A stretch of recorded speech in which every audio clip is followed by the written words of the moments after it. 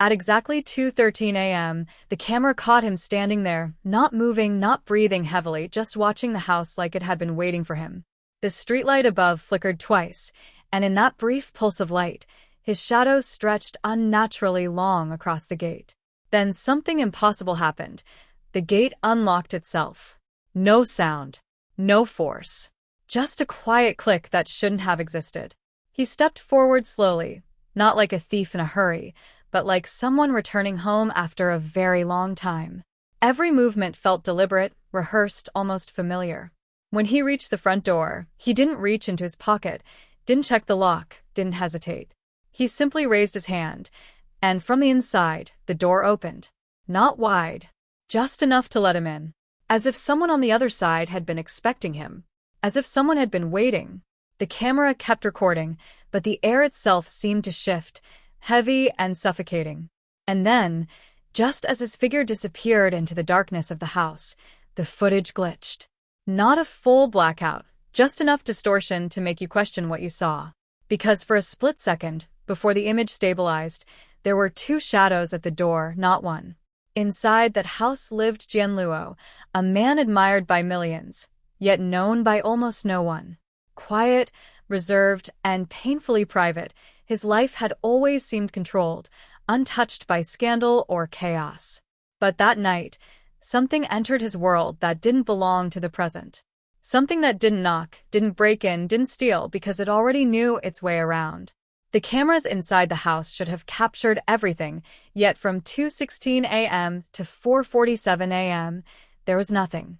Not corrupted files, not damaged recordings, just an empty gap, like those hours had been swallowed whole. The next morning, Jian appeared in public as scheduled, but something was wrong. It wasn't obvious at first. His posture was the same, his voice calm, his words carefully chosen. But there was a delay in his reactions, like his mind was catching up to something his body already knew. When asked a simple question, he paused longer than usual, his eyes drifting for a second too long before answering.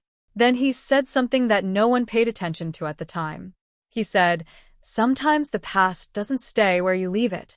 And then he smiled, but it wasn't convincing. That night, Jian made a call. A short one. Just over 2 minutes. No one knows who he called, but fragments of the audio revealed something unsettling. His voice was quieter than usual, almost cautious. He said, "I thought you were gone." Then silence followed, thick and heavy, before a distorted voice replied from the other end. Only one word could be confirmed. "Remember." After that, the line went dead. By the third day, the atmosphere around Jian had changed completely. Staff members reported that he canceled meetings, avoided eye contact, and spent long hours alone, staring at nothing in particular. It was as if something had been triggered inside him, something buried, something he had spent years trying to forget. And then, on the morning of the third day, everything ended. Jianluo was found in his home, lifeless, with no signs of struggle, no injuries, no forced entry. Just stillness. An unnatural, quiet stillness. But what disturbed investigators most wasn't his condition. It was what they found beside him. A single key. Old, worn, and completely unfamiliar. It didn't match any lock in the house. It didn't belong to any property linked to him. It was just there, placed carefully, almost deliberately, as if it meant something only he could understand. As the investigation deepened, fragments of Jian's past began to surface, and none of them made sense. Records were incomplete. Addresses didn't match. Entire periods of his early life seemed missing. Then came the report from his childhood, a break-in at his family home when he was just 12 years old.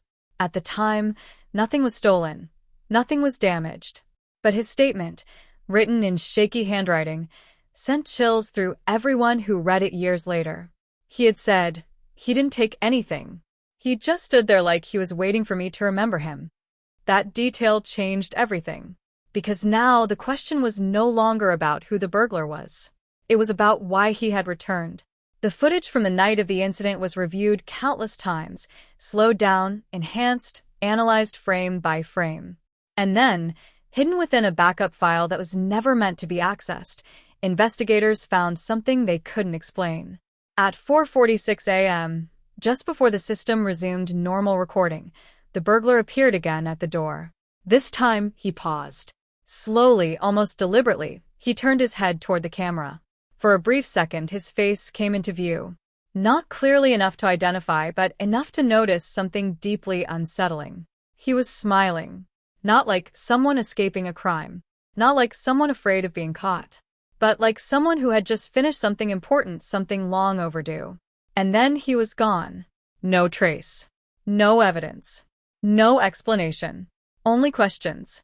Because this was never about theft. Nothing was taken. Nothing was forced. Nothing was random. Whoever entered that house knew exactly where to go, what to do, and when to leave. And whatever happened during those missing hours wasn't captured on camera, but it left a mark that couldn't be erased.